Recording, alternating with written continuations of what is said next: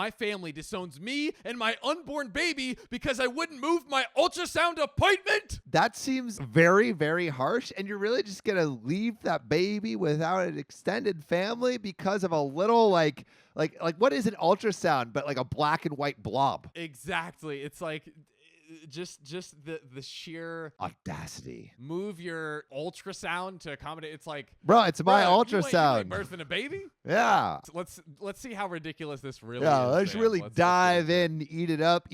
Reese's Puffs. So I, 32 female, and my husband Frank, 34 male, were pregnant, and everyone on both sides of the family seemed super excited about the baby because it was the first grandchild for both sides. Starting off positive. Sweet. You know, new baby in the mix. My parents ended up being in town coincidentally the day I had scheduled an ultrasound, so I invited them to tag along and see. Cue lots of happy tears. My in-laws never outright protested, but there were many jealousy noises coming from them. What's a jealousy noise? Like, you didn't invite me.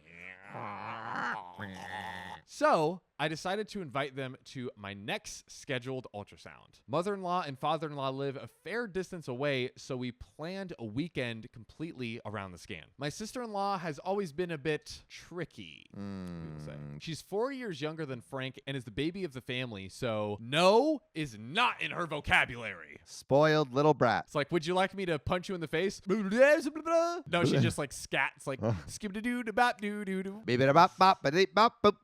Jazz. Now, my sister-in-law has shown little to zero interest in me or the pregnancy. I'm not offended by people not liking babies, no big deal, but I started getting tired of her calling our unborn child things like a crotch goblin and crotch fruit. Why would you say that about someone's baby? Crotch about your fruit? own sister. Like, this is your niece. You know, you were once a crotch fruit, so you better be careful how you toss that fruit around. And sister-in-law and I don't hang out or talk, by the way. She just posts sarcastic comments in the family group chat. I just ignore her or let Frank handle it because life is too short for whatever tension-seeking jealousy/nonsense it is. Why is like the family group chat being treated like an Xbox Live like chat room? You got a crotch goblin just freaking stinking up your belly. And your mom's gay. My sister-in-law dislikes me because her brother and I are vaguely apathetic to her. By that I mean I'm not impressed by her purses or her horses or her jewelry. Girl has horses? So I just nod complacently as she shows me her newest Arabian tack or Von Cleef Swatch watch. What is that? I don't even know what those are. What's an Arabian tack? Oh, it's a horse. Oh, okay. That's a weird looking horse, bro. It looks emaciated. I collect cake pans, and so she finds my lack of social standing beneath her and that my husband is an embarrassment since he went into something so vulgar and pedestrian as cryptocurrency. Bruh, vulgar and pedestrian? You're talking about the future of currency? And also, bro, they're having a fire sale on crypto right now. Dude, it's literally the best time to buy. And actually, you know KuCoin, right? Yeah, I think I've used it to exchange some Bitcoin for like USDT in the past. Exactly. So they're actually doing this giveaway.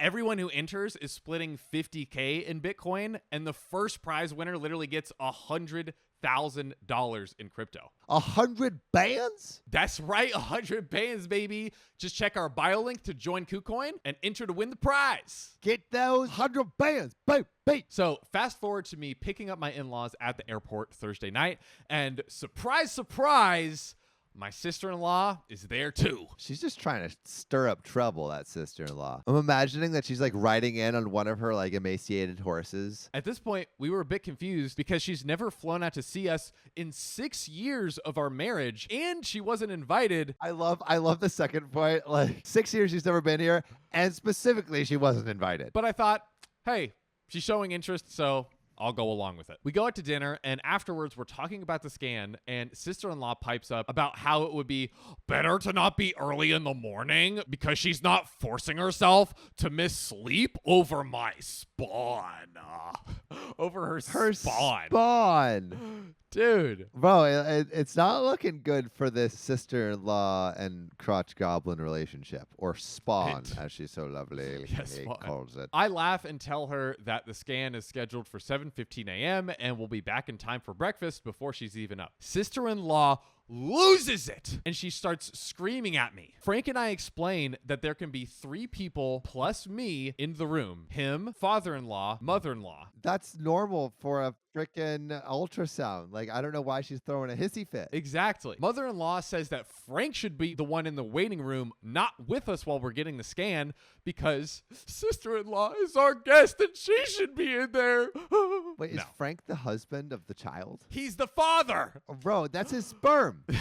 That's his spawn. That's his sperm spawn. I start getting annoyed because A, this is my vajayjay, B, it's my husband's baby, and C, sister-in-law wasn't invited. There's so many reasons why sister-in-law should not be anywhere close to that baby. And like also, it's like she just consistently insults it. She doesn't even like it. I tell sister-in-law she is not coming, and all hell breaks loose. She's screaming at me, name-calling, slurs, etc., etc. In-laws back up sister-in-law and say that if she's excluded, they are not coming to the appointment either. This seems like orchestrated. Literally, this is like so beyond ridiculous. It has to be like some sort of plan or stage or something. Illuminati are involved. I just know it. A giant family fight ends in Frank kicking the entire family out of the house, and we end up going to the ultrasound ourselves. That sounds like it blew up, my guy. It gets juicier. Fast forward, my baby is born and now 10 months old, and my in-laws still haven't met him, and my sister-in-law hasn't even spoken to us and blocked us on everything. 10 months and they're still holding a grudge after a thing they caused? It's beyond 10 months because the baby's 10 months old, so it's probably like a year plus.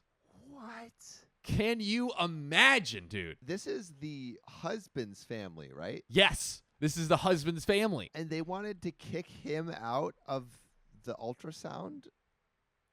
My father-in-law and mother-in-law constantly harp on the fact that if I had just let my sister-in-law come to the scan, I wouldn't have divided the family and ruined everything this way. The sister-in-law was the one who divided the family. Come on. And they won't meet our son until we apologize in full, and that I'm cruel for keeping him from his family. So dumb. I think I should get a say in who I want at my own medical appointments, but it's been going on for over a year now, and they're still refusing to acknowledge the baby.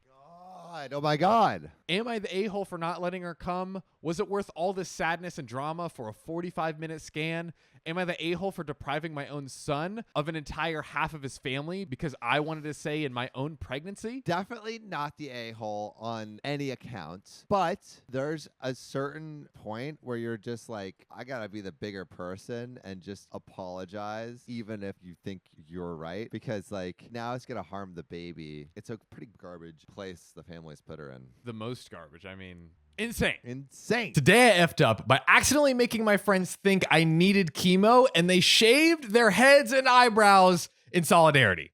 Good friends, but also OP is probably a bad friend for letting his friends shave their heads. Dude, when he like, doesn't have cancer. also, like, was there no memo sent out? Is there no group chat? Like, oh. Yeah, well, maybe they wanted to surprise him in solidarity. And Right, they're like, that would hey, make we sense. shaved our heads. They're like, I don't have cancer, bro. I was just like, Oh, man. I was just on a diet. Jeez. All right, let's see what happens here. I thought y'all might want to hear about a funny thing that happened in my life recently. Yes, we do. Okay, so I, 20 female, was diagnosed with cancer. It's operable, stage 0 breast cancer. I'm going to survive, pretty much guaranteed. Hooray. Great, OP.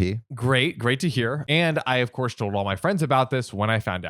Here is where I effed up. See, I didn't really mention that much about the treatment since I told them over a text in a group chat when I found out. There's a group chat. There is a group chat. When I found out it wasn't super serious. I just told them, hey, guess what? I'm not going to die. My boobies won't kill me. That's funny. That's the funniest way to say say that you the breast cancer is okay. My boobies won't kill me. You know, sometimes a little humor, the smile makes the darkness feel better. What I didn't tell them was I won't be needing chemo. I didn't really think about treatment with them, just the good news. That's totally fair. Like, you're just like, you have this great thing and you're not like, by the way, I here's love how the great thing that you're describing. You have this great thing. It's cancer. Cancer is the great thing. No, the great news that she shared was the cancer is not super serious. Okay. So that was the great, I think they already knew she had cancer. Oh, and then they she knew the told them it cancer wasn't isn't super serious. serious. So Okay. that was like good news, right? So like, if you have good news, you're not like, hey, here's the great news, and then here's all the line items. You know, yeah. Here's the details. Unfortunately, all of my friends are wonderful, wonderful souls. Doesn't sound that unfortunate. Who love me very much and want to support me. They're also stupid sometimes. Oh gosh. It happens. Very, very stupid, in fact. And their knowledge about my cancer basically comes from movies or books or whatever. So they just imagined a bald, hairless, boobless version of me. Oh my goodness. A week-ish later, they asked to FaceTime me. Lo and behold, all 5 of them are bald. Oh my God. These are great friends. Dude, for real. 2 of them even went so far as to shave their eyebrows in solidarity so people won't stare at me. Dude, salute. Wow, Salute to you. even the eyebrows. The eyebrows are like when you don't have eyebrows, you look a little scarier. Anyone listening, Google celebrities without teeth or eyebrows. You can thank me later. It's insane. I was in shock and then howling with laughter. And then I break the news that I basically will not be needing chemo. And even if I did, I would not look like that for a while. And after laughing, I started crying because it made me realize how far my friends are willing to go for me. That's amazing. Wow. This is so wholesome. This is so wholesome. We laughed about it for a while. It's a bit funny seeing everyone's eyebrows go back in. But overall, it was really, really heartwarming and funny to be around and then be like, guess which of us has cancer? Ha ha. That was literally, she wrote, ha ha at the end. That's hilarious. I love that drinking game. Oh my gosh. Wow. That's a great one. I love a good wholesome Reddit Dude, story. That's amazing. Always great for with the wholesome ending.